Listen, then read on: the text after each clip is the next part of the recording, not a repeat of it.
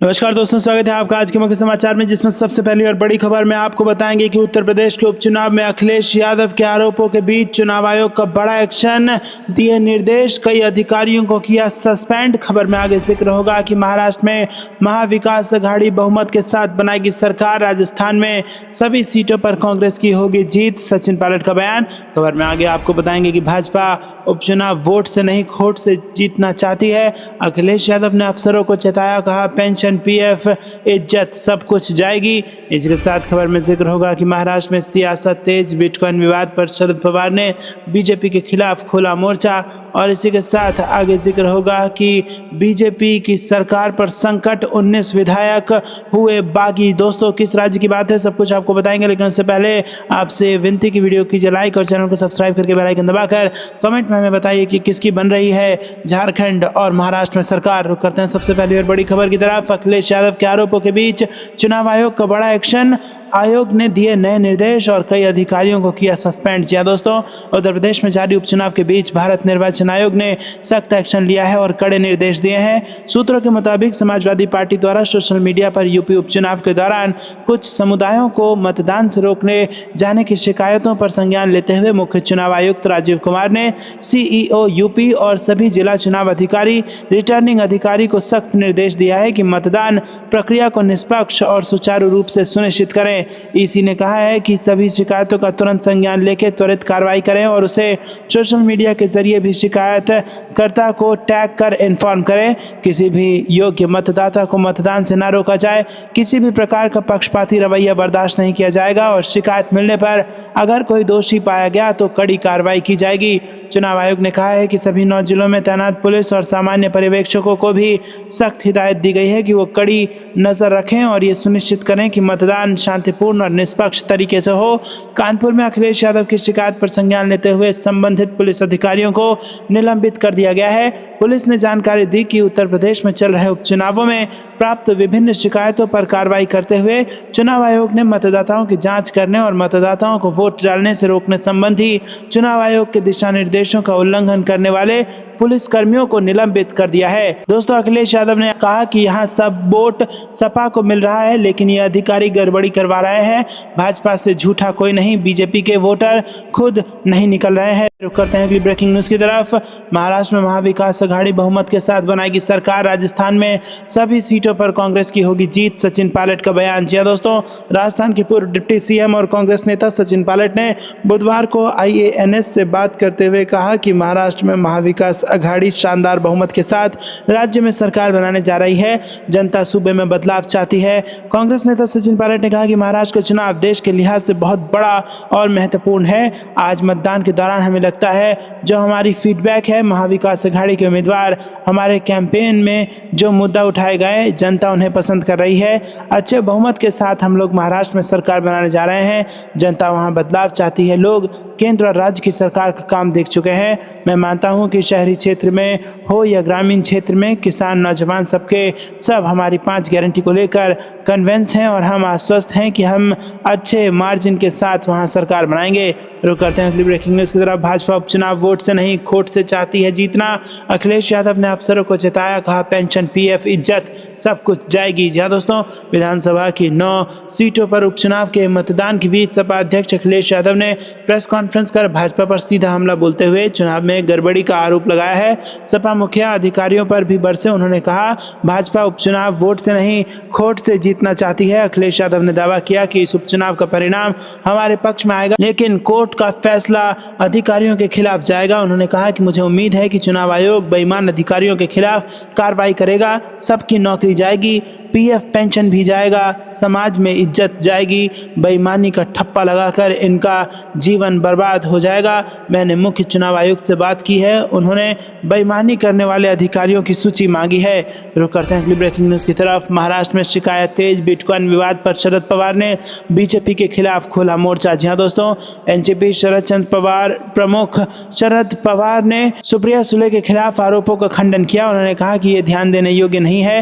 राज्य के पूर्व मुख्यमंत्री ने बिना किसी का नाम लिए कहा कि आरोप लगाने वाला व्यक्ति कई महीनों से जेल में था, इसीलिए उसने जो कहा उस पर संज्ञान लेने की कोई जरूरत नहीं है। ये दिखाता है कि बीजेपी कितना नीचे गिर गई है। रुक करते हैं अगली ब्रेकिंग न्यूज की तरफ। इस राज्य में बीजेपी सरकार पर बड़ा संकट, 19 विधायक हुए बागी। जी हाँ दोस्तों, मणिपुर में जुलाई 2023 से कुकी और मैती समुदाय के बीच हिंसा का दौर जारी है। ताजा मामला जिरीबाम में 3 बच्चों और 3 महिलाओं के शव मिलने के बाद हुई हिंसा का है। जिरीबाम में शव मिलने के बाद गुस्साई भीड़ ने बीजेपी सरकार के 3 मंत्री और 6 विधायकों के घर जला दिए। अब बीजेपी सरकार को लेकर एक ताजा अपडेट सामने आया है। बीजेपी के भीतर दरार और गहरी हो गई है। ऐसे में सीएम बीरेंद्र सिंह की कुर्सी जा सकती है। बीजेपी सूत्रों की माने तो सोमवार को राज्य की मौजूदा स्थिति पर सीएम ने एक मीटिंग बुलाई। इस मीटिंग में पार्टी के अधिकांश विधायक शामिल नहीं हुए। इनमें मैती समुदाय से आने वाले कैबिनेट मंत्री शामिल हैं। बैठक तब बुलाई गई जब सरकार में सहयोगी एनपीपी ने सरकार से समर्थन वापस ले लिया। इसके बाद एनपीपी अध्यक्ष और नागालैंड के सीएम कॉनराड सांगमा ने कहा उनकी पार्टी अब सीएम पर भरोसा नहीं रखती है। उन्होंने कहा कि नेतृत्व में बदलाव पर वो विचार करेंगे। रुक करते हैं अगली ब्रेकिंग न्यूज की तरफ। तेलंगाना में 3 सप्ताह में होगा जाति सर्वेक्षण, जयराम रमेश बोले केंद्र 3 साल में भी जनगणना नहीं करा सका। जी हाँ दोस्तों, कांग्रेस ने तेलंगाना में जारी जाति सर्वेक्षण का ऐतिहासिक उपलब्धि करार देते हुए बुधवार को कहा कि प्रधानमंत्री नरेंद्र मोदी के नेतृत्व वाली सरकार दशकीय जनगणना 3 साल में नहीं करा पाई, लेकिन तेलंगाना सरकार ये सर्वेक्षण 3 सप्ताह में पूरा करने की तैयारी में है। पार्टी महासचिव जयराम रमेश ने यह भी कहा कि शासन का कांग्रेस मॉडल न्याय, सशक्तिकरण और कार्यान्वयन है। तेलंगाना सरकार ने व्यापक सामाजिक, आर्थिक, रोजगार, राजनीतिक और जाति सर्वेक्षण की गत 6 नवंबर को शुरुआत की। कांग्रेस के पूर्व अध्यक्ष राहुल गांधी ने विधानसभा चुनाव के दौरान जाति आधारित सर्वेक्षण कराने का वादा किया था। रमेश ने बुधवार को सोशल मीडिया मंच एक्स पर पोस्ट किया, तेलंगाना का जाति सर्वेक्षण एक ऐतिहासिक प्रशासनिक उपलब्धि है। इसके लिए योजना विभाग के नेतृत्व में तेलंगाना सरकार की तरफ से अद्भुत योजना विस्तार पर विशेष रूप से ध्यान और रचनात्मकता की जरूरत थी। दोस्तों, रुक करते हैं अगली ब्रेकिंग न्यूज तरफ। बिहार जमीन सर्वे को लेकर नीतीश सरकार ने बदला स्टैंड, जमींदारों के हक में लेने जा रही बड़ा फैसला। जी हां दोस्तों, पुराने जटिल नियमों से परेशान जनता के लिए बड़ी राहत। नीतीश सरकार ला रही है नया कानून जो जमीन सर्वे को बनाएगा आसान और पारदर्शी। जी हां दोस्तों, राजस्व अधिकारियों पर भी सख्ती, लंबित विवादों का जल्द निपटारा होगा। जी हां दोस्तों, यहाँ पर बिहार में जमीन सर्वे को लेकर लंबे समय से रुकी हुई प्रक्रिया अब नए नियमों के साथ फिर से शुरू हो गई है। नीतीश सरकार ने पुराने नियमों की जटिलता को, बढ़ती शिकायतों को देखते हुए सर्वे के लिए नए सिरे से कानून बनाने का फैसला लिया है। सरकार का दावा है कि इस कदम से जमीन सर्वे की प्रक्रिया सरल होगी और लोगों को इससे जुड़ी परेशानियों से राहत मिलेगी। बिहार सरकार ने राज्य भर में जमीन सर्वे कराने का फैसला तो लिया था, लेकिन इसके तहत बनाए गए नियम आम जनता के लिए बेहद कठिन साबित हो रहे थे। खासतौर पर 2 पीढ़ियों की वंशावली तैयार करने का प्रावधान इतना जटिल था कि लोग इसे पूरा करने में असमर्थ हो रहे थे। इन नियम के कारण सर्वे की प्रक्रिया ठप हो गई और लोग लगातार अपनी समस्याओं को लेकर विरोध दर्ज करा रहे थे। राजस्व एवं भूमि सुधार मंत्री डॉक्टर दिलीप जायसवाल ने घोषणा की है कि सर्वे प्रक्रिया को आसान बनाने के लिए नए कानून का मसौदा तैयार किया जा रहा है। इसे कैबिनेट की अगली बैठक में पेश किया जाएगा। मंत्री ने बताया कि नए प्रावधानों से न केवल सर्वे प्रक्रिया तेज होगी, बल्कि इससे जुड़ी भ्रांतियां और विवाद भी समाप्त हो जाएंगे। सरकार का कहना है कि नए नियमों से सर्वे प्रक्रिया को आम लोगों के लिए सरल और पारदर्शी बनाया जाएगा। मंत्री डॉक्टर जायसवाल के अनुसार भूमि सर्वे से जुड़े विवादों को जल्द निपटाने के लिए अधिकारियों को सख्त निर्देश दिए गए हैं। भूमि विवादों के समाधान में तेजी लाने के लिए राजस्व अधिकारियों को लंबित मामलों को 1 महीने के भीतर निपटाने का आदेश दिया गया है। भूमि विवाद के बढ़ते मामलों को लेकर सरकार ने सख्त रुख अपनाया है। डॉक्टर जायसवाल ने चेतावनी दी है कि जिन अंचलों में भूमि विवाद अधिक समय तक लंबित रहेंगे, वहां के राजस्व पदाधिकारियों को दंडित किया जाएगा। उन्होंने अधिकारियों को यह भी निर्देश दिया है कि जल्दबाजी में किसी मामले को खारिज न करें, बल्कि निष्पक्ष जांच और समाधान सुनिश्चित करें। सरकार का दावा है कि नए कानून से जमीन सर्वे की प्रक्रिया पारदर्शी होगी और विवादों में कमी आएगी। जमीन से जुड़े मुद्दों का समय पर समाधान होगा, जिससे आम जनता को बड़ी राहत मिलेगी। इसके अलावा भूमि रिकॉर्ड को अपडेट और डिजिटलाइज करने की योजना भी चल रही है, जिससे आने वाले समय में भूमि विवादों की संभावना कम हो जाएगी। बिहार में भूमि विवाद और सर्वे की जटिलता लंबे समय से एक बड़ी समस्या रही है। इस नए कदम से ये उम्मीद की जा रही है कि राज्य में भूमि रिकॉर्डिंग प्रक्रिया को व्यवस्थित और तेज किया जाएगा। तो दोस्तों, आपको ये कुछ लगता है कमेंट में जरूर बताइए। वीडियो को लाइक नहीं किया तो लाइक जरूर कीजिएगा। रुक करते हैं अगली ब्रेकिंग न्यूज की तरफ। मोदी के राज्य को लूटने वाले बयान पर भड़के सीएम सिद्धारमैया, बोले हम मुकदमा दायर करेंगे। जी हाँ दोस्तों, प्रधानमंत्री नरेंद्र मोदी ने हाल ही में महाराष्ट्र चुनाव में प्रचार के दौरान एक रैली में आरोप लगाया था कि कांग्रेस कर्नाटक राज्य को लूटने में लगी है। अब इसे लेकर कर्नाटक कर्नाटक के सीएम सिद्धारमैया ने कड़ी आपत्ति जताई है। मुख्यमंत्री ने प्रधानमंत्री की टिप्पणी पर नाराजगी जताते हुए कहा कि वो इसके खिलाफ मुकदमा दायर करने पर भी विचार कर रहे हैं। बेंगलुरु में कनकदसा जयंती समारोह के दौरान पत्रकारों से बात करते हुए सीएम सिद्धारमैया से जब प्रधानमंत्री की टिप्पणी के बारे में सवाल किया गया तो उन्होंने कहा कि प्रधानमंत्री झूठ बता रहे हैं, वो वोटों के लिए लोगों को गुमराह कर रहे हैं। हम इसके कानूनी कोण की समीक्षा कर रहे हैं और मुकदमा दायर करने पर विचार कर रहे हैं। बता दें कि प्रधानमंत्री ने महाराष्ट्र में रैली के दौरान कहा था कि कर्नाटक में कांग्रेस ने लोगों से झूठ बोला और लोगों का वोट लिया। सरकार बनने के बाद अब वो लोगों से किए वादों को पूरा नहीं कर रहे हैं। इसके बजाय उन्होंने कर्नाटक में वसूली अभियान चलाया हुआ है। कर्नाटक में हर दूसरे दिन नया घोटाला सामने आ रहा है। कांग्रेस दिन के उजाले में लोगों को लूट रही है। कथित तौर पर उसी लूटे गए पैसे से महाराष्ट्र में चुनाव लड़ा जा रहा है। दोस्तों, इसी लूट शब्द से यहाँ पर नाराज हैं सिद्धारमैया। मुख्यमंत्री सिद्धारमैया ने केंद्र से कम राजस्व मिलने का मुद्दा उठाया। सीएम ने कहा कि कर्नाटक के साथ अन्याय हो रहा है। हमें महाराष्ट्र से कम पैसा मिला है, जबकि कर्नाटक ने 4 लाख करोड़ रुपए का कर राजस्व दिया, लेकिन बदले में हमें कम पैसा मिला है। सीएम ने कहा कि उन्होंने इस मुद्दे को प्रधानमंत्री और केंद्रीय मंत्री के सामने उठाया है। रुक करते हैं अगली ब्रेकिंग न्यूज की तरफ, जहां पर आपको बता दें कि आरजेडी सांसद मनोज झा ने किया बड़ा दावा।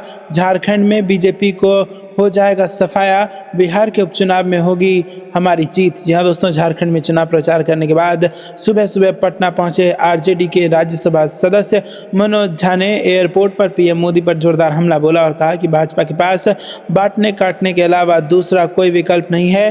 पीएम मोदी को तय करना होगा कि वो कैसे देश का निर्माण करना चाहते हैं। उन्होंने कहा कि पीएम मोदी सभी के पीएम नहीं है, ये दुख का विषय है। इसके साथ ही मनोज झा ने दावा किया कि 23 तारीख को जब झारखंड का चुनाव परिणाम आएगा तो लोगों के पैर के नीचे की जमीन खिसक जाएगी। उन्होंने कहा कि हेमंत सोरेन ने ये जो योजनाएं लाई है उसका बहुत ज़्यादा प्रभाव पड़ा है और इंतज़ार कीजिए, 23 तारीख को बिहार के उपचुनाव का भी हम लोग यहाँ भी जीतेंगे।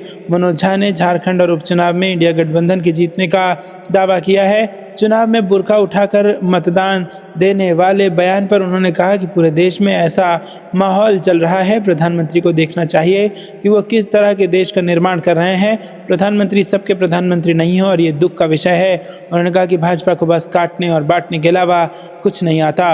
रुक करते हैं कि ब्रेकिंग न्यूज़ की तरफ। बीजेपी ने 500 करोड़ रुपए खर्च करके मेरे खिलाफ फैलाया अफवाह और चलाया अभियान, हेमंत सोरेन का गंभीर आरोप। जी हाँ दोस्तों, झारखंड के मुख्यमंत्री हेमंत सोरेन ने बीजेपी पर मंगलवार को फिर से निशाना साधते हुए दावा किया कि राज्य में विपक्षी दल ने उनके खिलाफ दुर्भावनापूर्ण अभियान चलाने के लिए 500 करोड़ रुपए से अधिक खर्च किए हैं। इससे एक दिन पहले सोरेन ने भाजपा पर मतदाताओं को प्रभावित करने के लिए अफवाहें फैलाने का अभियान चलाने का आरोप लगाया था।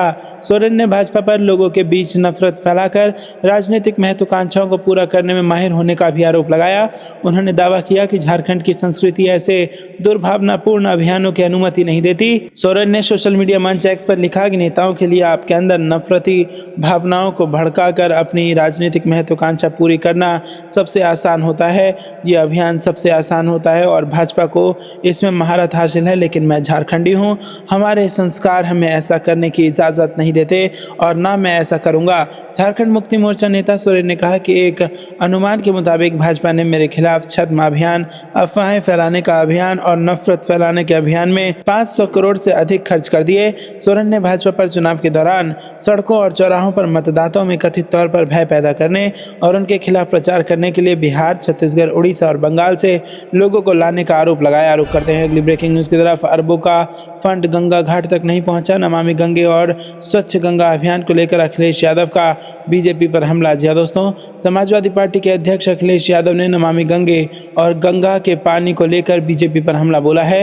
उन्होंने गंगा के पानी को लेकर एनजीटी की टिप्पणी का जिक्र करते हुए सवाल किया कि पिछले 10 सालों में इसके नाम पर अरबों रुपए का फंड लिया गया तो वो कहाँ गया। इसी के साथ अखिलेश यादव ने कहा कि जिन्होंने माँ गंगा से झूठ बोला उनके वादों पर ना जाएं। नमामि गंगे और स्वच्छ गंगा के नाम पर बीजेपी सरकार में पिछले 10 वर्षों में अरबों रुपयों के फंड निकाले तो गए, पर वो फंड मां गंगा के घाट तक नहीं पहुंचे। उन्होंने आगे कहा कि फाइलों में गंगा जी के स्वच्छ, अविरल, निर्मल होने के दावों का सच ये है कि वाराणसी में मां गंगा इतनी दूषित हो चुकी हैं कि पीने योग्य तो छोड़िए, ये जल नहान स्नान के लायक भी नहीं है। रुक करते हैं अगली ब्रेकिंग न्यूज़ की तरफ।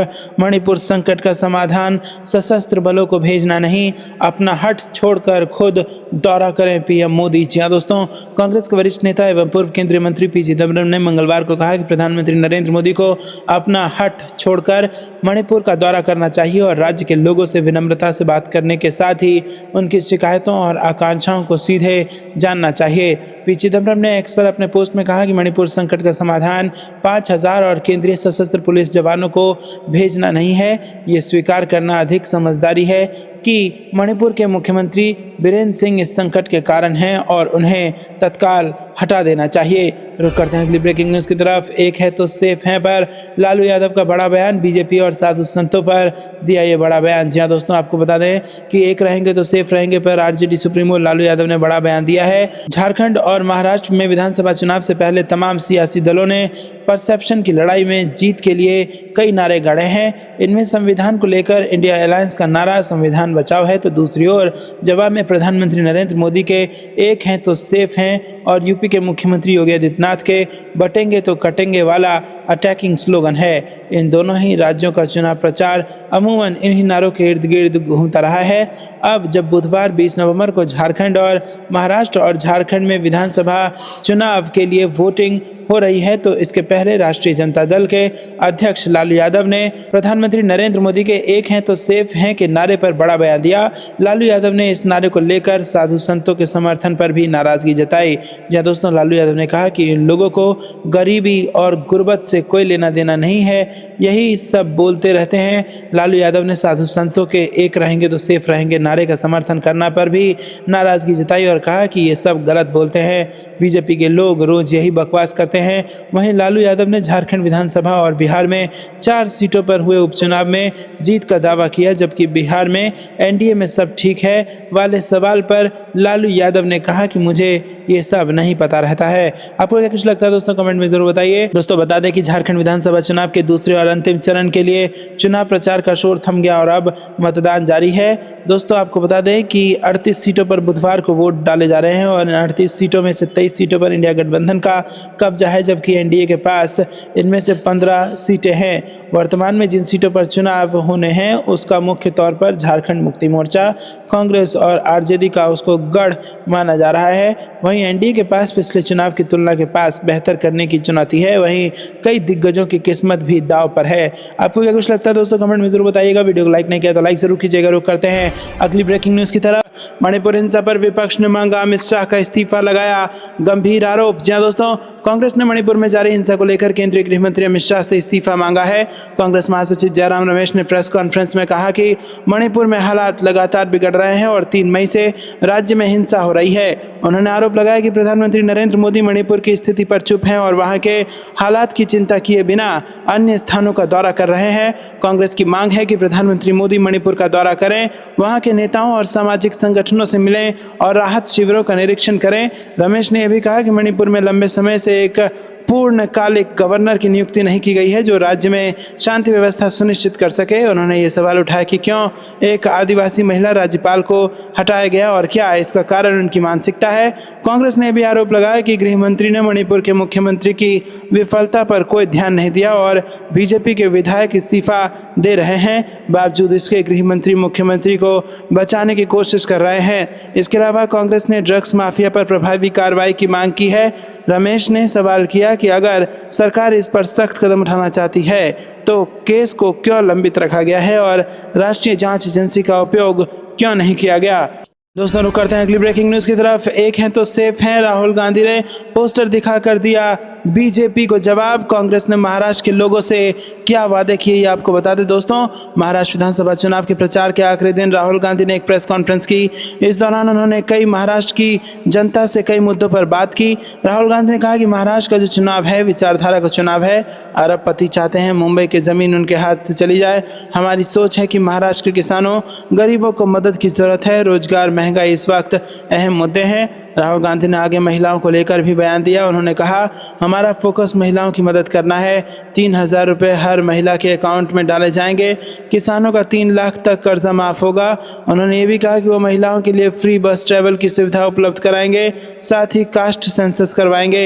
विपक्ष के नेता ने अपने प्रेस कॉन्फ्रेंस में आगे कहा, 25 लाख रुपए का स्वास्थ्य बीमा हमारी सरकार देगी। महाराष्ट्र में विधानसभा चुनाव के बीच कांग्रेस सांसद और विपक्षी नेता राहुल गांधी ने बीजेपी पर भी हमला बोला।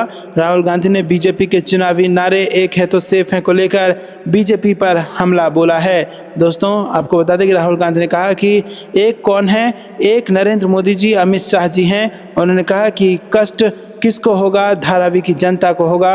राहुल गांधी का कहना था कि धारावी का भविष्य सेफ नहीं है। सवाल यह है कि सेफ कौन है। इस दौरान उन्होंने एक तिजोरी सबके सामने रखी, उस पर लिखा था एक हैं तो सेफ हैं।